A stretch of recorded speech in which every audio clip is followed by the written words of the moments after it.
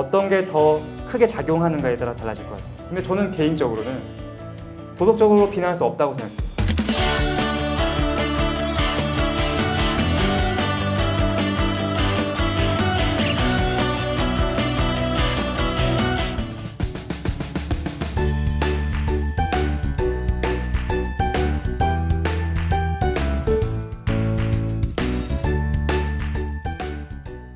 보통 인문학을 요즘 추세적으로 선호하고 있지만 거기에 대한 개인적인 선호도는 많이 떨어지는 편인데, 저희가 인문학 주제로 배웠을 때 보통 사회에서 많이 강조하시는 것들은 개인적으로 능력이 향상되는 걸 많이 강조하시잖아요.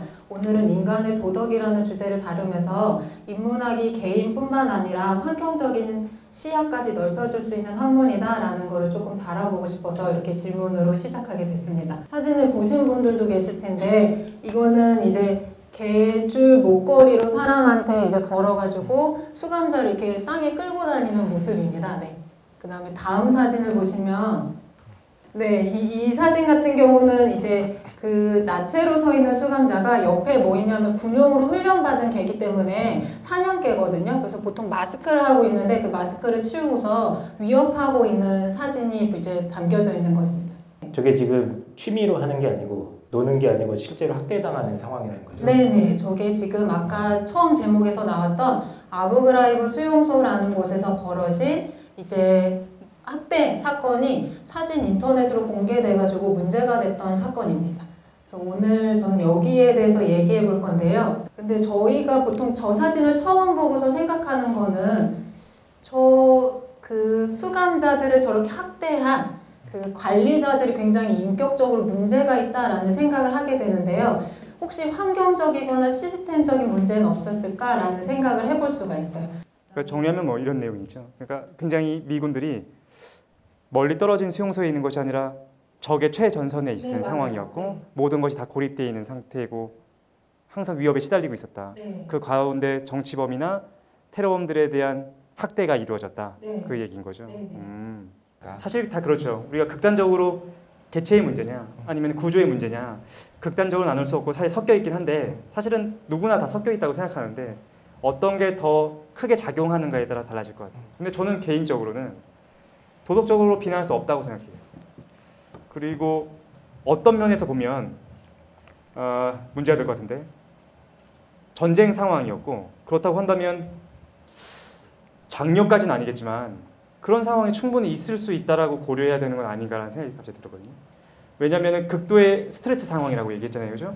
그리고 동료들이 죽어가고 있었어. 어떤 상황일 거냐면은 자신의 나약함에 대해서 끊임없이 스트레스를 받고 있는 상황이었을 거야. 내가 나약하기 때문에 얘들한테 잠식당할 수도 있을 거고, 내 동료들이 죽어가고, 어떻게 보면 그들은 윤리적인 측면에서 내가 그들을 짓밟고 그들한테 모욕감을 줌으로써 동료들한테 무엇인가 비전을 보여준다거나 아니면 희망을 심어준다거나 도덕적인 이유에서부터 발생할 수도 있지 않을까?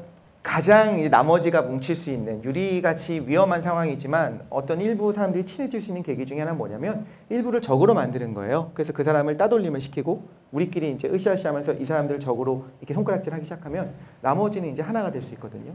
그리고 모든 문제를 그쪽이 투사할 수 있는 거고. 그러니까 그렇게 생각하자면 이제 시장님의 의견은 그런 거죠. 저쪽을 철저한 악으로 규정하고, 그렇죠. 그러니까 악을 전쟁 상황이니까. 그렇죠. 네네. 그래서 우리끼리 뭉칠 수 있고 우리들의 어떤 의지를 불태울 수 있고.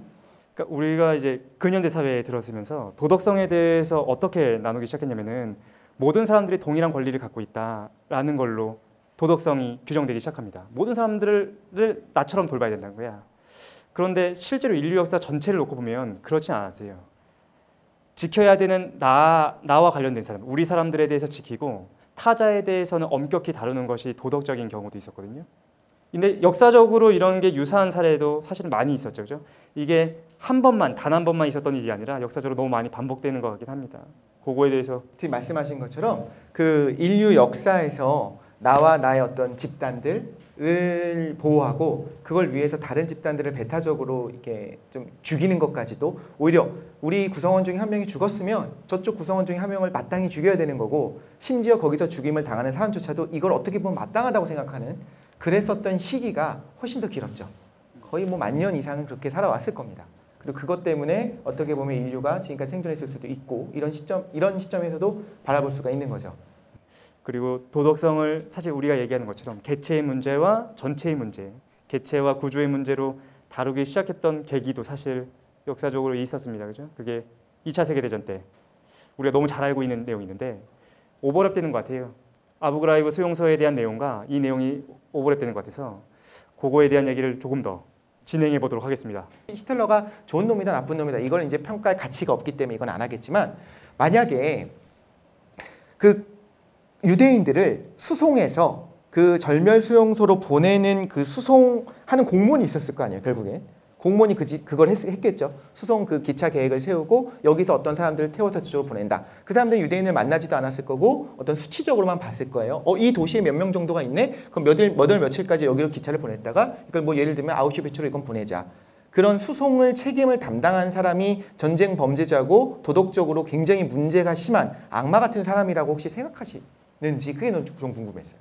철도 수송 담당자가 바로 이 아이히만이라는 독일 장교입니다. 나치 독일의 친위대 장교고 600만 명의 유대인 학살을 책임졌던 어떤 실무 책임자였어요. 뭐 아주 허드렛일만 했던 건 아니고 간부급에서 활동했던 사람이고 이 사람의 가장 스페셜한 어떤 임무는 뭐였냐면 유럽 전역에서 유대인들을 학살 수용소가 그때 당시 한 5개인가 7개인가 있었죠. 예, 그 정도 되는 학살 수용소에 효과적으로 분배하는 게 이 사람 일이에요. 그래서 자기가 항상 자랑하기를 나는 500만 명의 유대인을 내가 다 열차를 태워서 보냈다 라고 떠들었다고 그래요. 사실 굉장히 복잡한 일이었을 거예요. 그지? 그렇죠. 한쪽이 막 몰리면 안 되고 열차 시간표도 다 고려해야 되고 효율적인 인물이었다는 거죠. 이걸 워낙 열심히 그리고 잘했기 때문에 이 사람이 훈장까지 받습니다. 나중에 철십자 훈장까지 받았고요. 그래서 직접적으로 유대인을 죽인 것까지는 아니지만 유대인을 가장 빠르고 효율적으로 죽음의 그 장소까지 몰아넣는 어떤 실무를 담당했던 그런 사람이었어요. 그렇죠? 근데 이분이 1945년에 독일이 멸망하고 난 이후에 아르헨티나로 도망을 갑니다.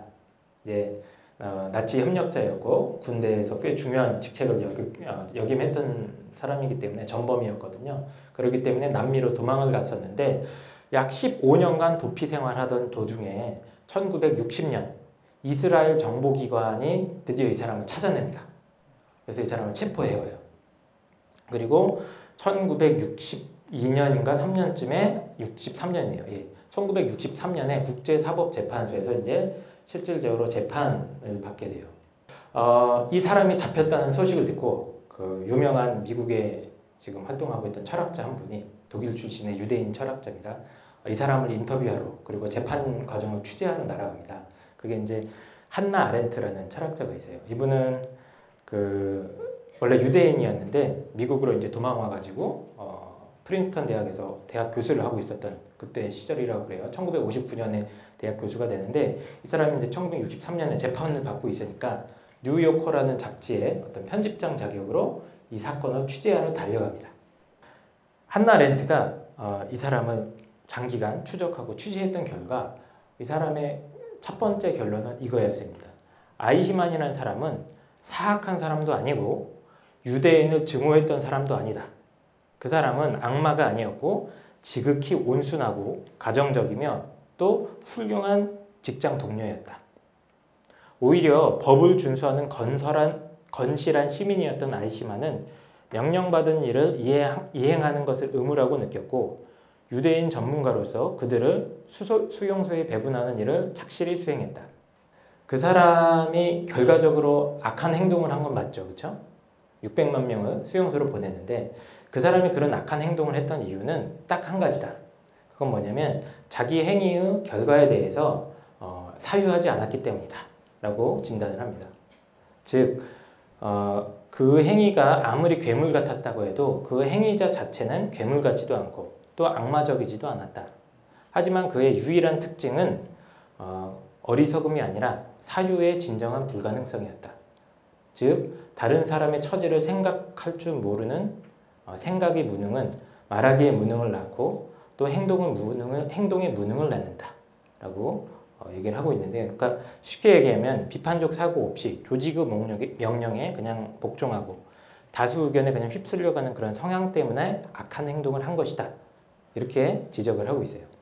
마지막으로 이 한나 아렌트가 덧붙이는 말은 뭐냐면 대부분의 악행은 악해지기로 결심한 적이 없는 그런 선한 사람들에 의해서 저질러진다. 이것은 매우 슬픈 일이다. 아이히만이 평범한 것은 우리가 언제든지 그가 될 수 있기 때문이다. 결국에는 우리 안에 아이히만이 있다. 이런 얘기를 하고 있었습니다. 도덕과 윤리에 대해서 모든 사람이 얘기하지 않습니까? 얘기하고 싶어하고 얘기하기도 하고 자신의 도덕성을 갖고서 다른 사람 평가하기도 하고. 근데 우리가 집중하는 건 뭐냐면은 개체한테 집중한다는 거죠. 사실은 악인이 있었으면 좋겠어요. 나쁜 사람이 정말로 있었으면 좋겠는 거야. 그러면은 내 마음이 편해지니까. 나는 저렇게 나쁜 사람이 아니니까. 우리가 대부분 윤리에서 집중하는 건 뭐냐면은 개체에 집중하는데 아이만의 사례나 아니면은 아부그라이브 수용소가 우리한테 말해주는 거는 악함 아니면 우리가 부도덕이라고 얘기하는 것은 실제로는 시스템적인 문제일 수도 있다는 거죠. 시스템에서부터 발생할 수도 있는 거고 그 시스템 안에 있는 선한 사람들, 평범한 사람들이 만들어내는 걸 수도 있다. 그러니까 그걸 보여주는 사례가 되는 것 아닌가 그런 생각이 좀 들었습니다. 저희가 이 주제는 좀 무겁고 우울한 주제인 것 같긴 해요. 그러니까 다들 도덕적으로 완벽하다고 자기 스스로 믿고 있는 사람도 없고 다들 나약하고 현실 속에 또 들어가기만 하면은 거기에 순응해야 되는 존재이기도 하고 하지만 그럼에도 불구하고 저는 그러니까 정말 나쁜 사람이 될 수도 있고 안 될 수도 있는 그 상황에서 개인이 결정을 내릴 수 있다고는 생각을 합니다. 그게 뭐 한나 아렌트라는 학자는 이제 이성적인 판단이라고 얘기했던 거고 뭐 다른 철학자는 다른 식으로 얘기는 했던 것 같은데 근데 그 어떤 판단의 순간에서 자기가 잘 결정을 내리는 게 참 중요하지 않을까 하는 저 개인적인 생각 덧붙이고 저는 마무리 짓겠습니다. 네.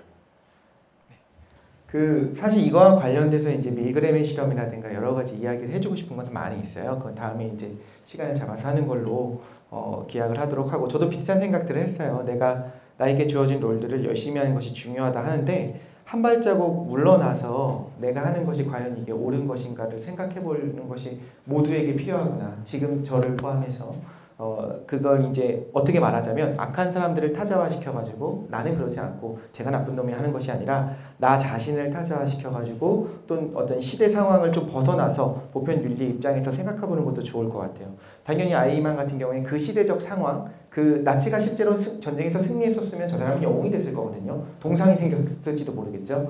그 시대적 상황까지도 벗어나서 보편적인 인류 애적인 눈에서 바라봤을 때 내가 이렇게 열심히 무언가 일을 해도 되는가에 대해서 고민해보는 것이 우리 모두에게 필요하지 않나 하는 생각을 하게 됩니다. 네, 저도 주제가 너무 무거워서 공개방송 최고 이렇게 재미가 있으셨는지 모르겠는데 이게 도덕적인 문제로 하면 개인적인 책임이다, 환경적 책임이다 이렇게 생각할 수도 있지만 저희 그냥 일상생활에 쉽게 적용해서 생각하면 생활할 때 보통 나를 조금 바꾸고 싶거나 내가 좀 달라지고 싶다 그럼 개인적인 노력들 하시잖아요. 뭐 운동하시기도 하고 뭐 어학을 배우시기도 하고 여행 가기도 하시는데 그럴 때 환경적인 영향력이 나한테 크게 미친다는 것도 생각하시면 좋을 것 같아요. 그래서 환경은 내가 개선하기가 되게 힘든데 뭐 집을 가출해서 나오거나 아니면 뭐 가족들이랑 뭐 내가 인연을 끊겠다 하지 않고서 내 환경을 변화시키기가 어려운데 환경적인 것도 바뀌어야 된다는 생각이 있는 것만으로도 자기가 좀 선택지가 넓어질 것 같아요. 실제로 여기에서 그 감독관 아부그라이브 수용소에서 이전에 문제를 일으키지 않는데 그 수용소에 가면 범죄자가 되는 것처럼 내가 지금 환경에서는 잘 뭔가 일이 안 풀리는 것 같다라고 해도 환경이 바뀌면 굉장히 일이 잘 풀리거나 능률 있게 하실 수 있는 경우가 굉장히 많거든요. 그래서 개인적인 거 말고도 환경적인 네, 이직하시고 가출하시고 이제 가족들과 이제 연도 끊으시고 해보시면 좋을 것 같습니다. 막장으로 가고 있는 것 같은데 저는 개인적으로 이제 그 두 가지를 병행해서 생각할 수 있는 계기가 되게 좋았어요. 개인적인 도덕성과 구조적인 도덕성을 비교해서 생각해 볼 수 있는 계기가 돼서 좋았던 것 같고 사실은 전혀 생각하지 않잖아요. 내가 구조 안에서 그냥 열심히 착실히 살아가고 있으니까 나는 괜찮다라고 생각하는데 그렇다고 해서 어떤 원죄처럼 그럼에도 불구하고 내가 잘못 살아가고 있는 거 아닌가 막 이렇게 돌아볼 필요는 없겠지만 사회적으로 두 가지 도덕성이 있다는 것을 우리가 아는 것만으로도 세상을 좀 더 다채롭게 볼 수 있는 건 아닌가 그리고 심도 있게 볼 수 있는 건 아닌가 그런 생각을 했습니다.